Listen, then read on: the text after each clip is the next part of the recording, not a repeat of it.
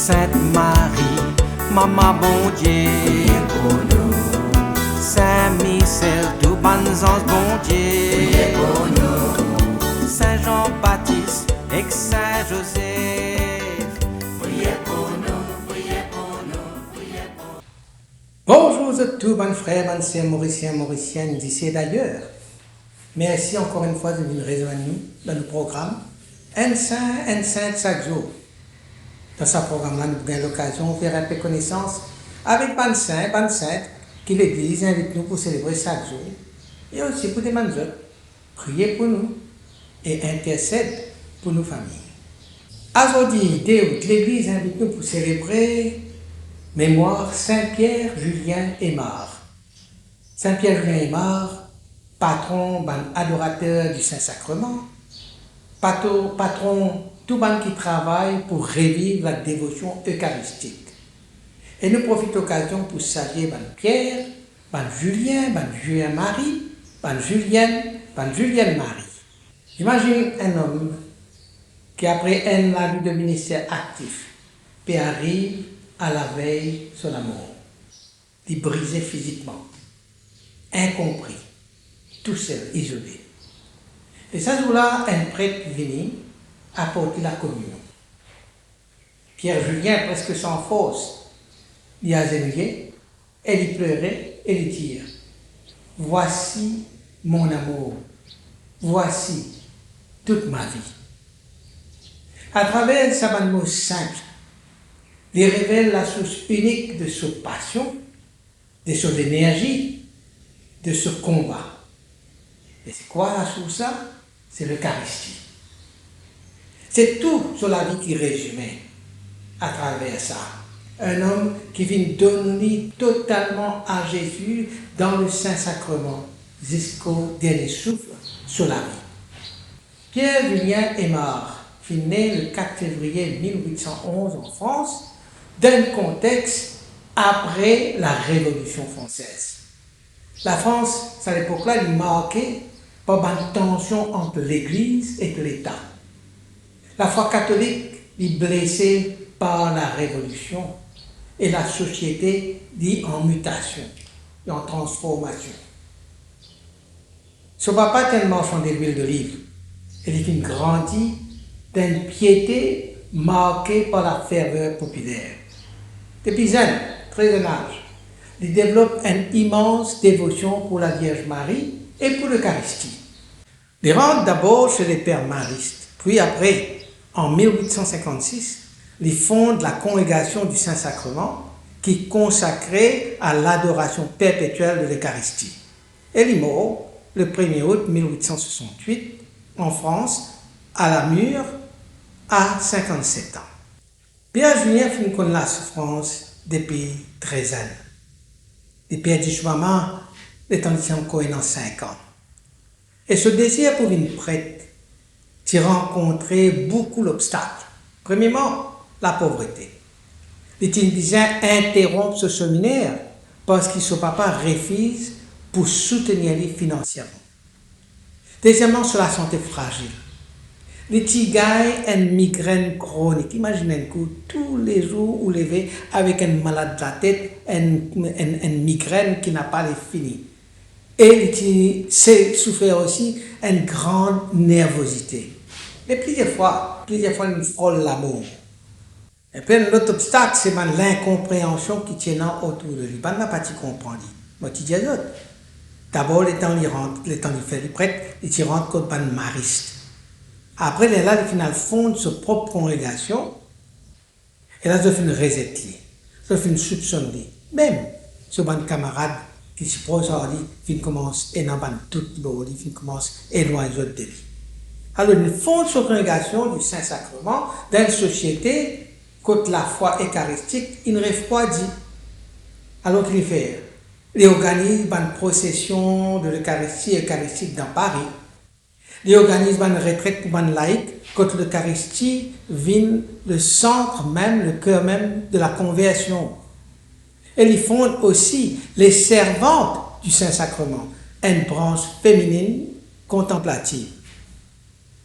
Un jour, à cause du travail pour le Saint-Sacrement, un cardinal dit, tu peux perdre tout le temps, ça culte eucharistique là, peine dans l'avenir ça, peine dans le futur ça. Mais Pierre ne vient pas répondre. Il simplement mettre les à genoux chaque jour devant le tabernacle et les prier. Le grand tournant sur la vie arrivait en 1851 à Lyon pendant l'adoration eucharistique.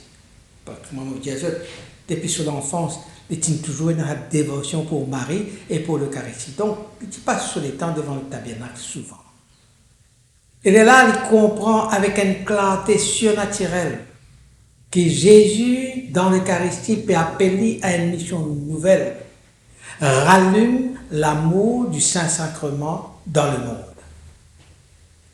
Et c'est là qu'il choisit pour quitter les maristes, et ça pour coûter énormément. Il peut perdre son camarade, il peut perdre son statut, il peut perdre son revenu financier, il peut recommencer à zéro, il peut devenir mendiant pour son mission. Et il peut dire plus tard, l'Eucharistie, ça même le ciel dans la terre. Pas de miracle qui est attribué à Saint-Pierre-Julien. Dans les années 1870, c'était un enfant à Paris qui était paralysé à la suite d'un accident et il confié cet enfant-là à l'intercession de Pierre-Julien. Sa maman, qui était une fervente adoratrice, maman des enfants-là, qui était une fervente adoratrice, qui avait prié tous les jours devant le Saint-Sacrement. Un jour après qu'il place une médaille qui contenait une relique du Père Aymar, de Pierre-Julien, en bas, l'oreiller de ces enfants-là, ça tient levé et il marchait. Et ce miracle-là, ça fait documenté dans le cadre de ce procès pour sa béatification. Et puis, finalement aussi, une conversion soudaine d'une formation anticléricale. C'était un homme hostile à l'église et qui rentre par défi dans la chapelle d'adoration à Marseille. Il y a une formation, il est rentré avec une hostilité dans cette chapelle d'adoration. Et là, il est rentré, il est saisi par sa grand silence et c'est la paix intérieure qui peut régner là. Et tout de suite, il met les à genoux et il pleurait. Là, les sortis là, convertis. Ce témoignage a fini recueilli par un premier membre de la congrégation du Saint-Sacrement comme fruit direct de la présence eucharistique qui finit promouvoir par Pierre-Julien. Donc, qui nous est capable de gagner aujourd'hui de la vie, de l'enseignement, du témoignage de Saint-Pierre-Julien Aymar.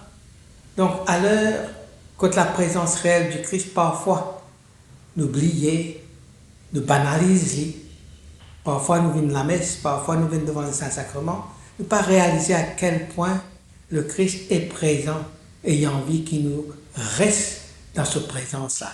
Et dans une période comme ça, Saint-Pierre-Julien Aymar, il est un prophète pour nous les temps. Il enseigne nous qui l'Eucharistie, ce n'est pas une chose, mais une personne vivante. Je me répète ça. Il a pu enseigner nous que l'Eucharistie, ce n'est pas une chose, ce n'est pas une petite chose, ce n'est pas une affaire, ce n'est pas une chose, simplement un petit bout de pain consacré. Mais c'est une personne vivante. Et cette personne vivante, c'est le Christ.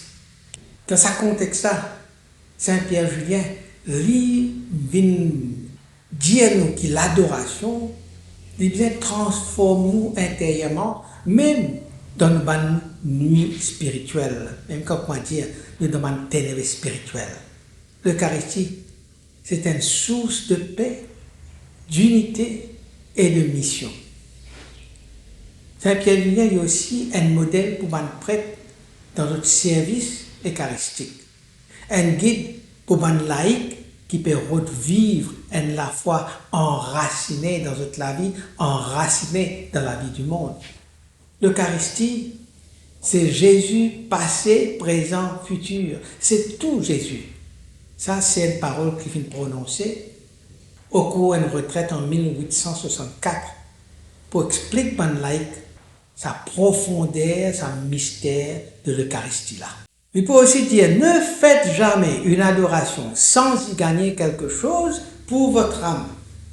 Ça, c'est un conseil qu'il donne à sa l'aile féminine servante du Saint-Sacrement pour enseigner aux autres que l'adoration, c'est un dialogue qui transforme nous. Ce n'est pas simplement une simple dévotion, mais c'est un dialogue qui transforme nous. Un dialogue avec qui? Avec le Christ vivant, présent dans sa Eucharistie là. Dieu n'est pas aimé parce qu'il n'est pas connu. Dieu n'est pas aimé parce qu'il n'est pas connu. Alors il dit ça pour justifier ce travail missionnaire dans mon quartier, mon pauvre. Si vous ne pas connaissez bon Dieu là, ou pas pour content lui, mais qu'on connaît lui, ou pour content lui. Donc ce qu'il faut, qu'il nous bien à le faire connaître ce Dieu pour qu'il puisse être aimé. Donc, on veut dire, il dit ça pour justifier ce travail missionnaire dans mon quartier pauvre. Et là, il révèle l'amour de Jésus dans l'Eucharistie. Il a envie de faire découvrir un Dieu vivant et aimant dans l'Eucharistie. Allons nous prier. Saint Pierre Julien Aymar, toi qui viens de faire l'Eucharistie, comment dire, ça des cœurs qui peut battre dans la vie là. Apprends-nous pour reconnaître la présence vivante de Jésus dans le Saint-Sacrement. Faire qu'il nous gagne un amour brûlant pour sa mystère si humble. Faire qu'il nous gagne la foi profonde, un cœur qui adore le Christ à travers l'Eucharistie et en la vie, tout donner, pareil comme tu donne de la vie. Intercède pour tout le monde prêt, pour qu'ils soient capables de célébrer la messe avec ferveur. Intercède pour les laïcs, pour qu'ils deviennent témoins vivants du Christ. Intercède pour nous tous, pour que l'Eucharistie devienne nous la source, nous la force, nous le ciel, nous la terre. Saint Pierre Julien Aymar, priez pour nous l'Église. Amen. Qui bon Dieu bénisse et tout de mal proche, qui sur l'Esprit habite toujours dans eux, qui protège toujours et partout. Au nom du Père et du Fils et du Saint-Esprit. Amen et à demain. Et que Saint Matthieu, Saint Jean, Saint Marc et que Saint Luc, priez pour nous, priez pour nous, priez pour nous. Sainte Marie-Madeleine et que Saint Étienne, Priez pour nous, Saint Ignace et que Saint Laurent.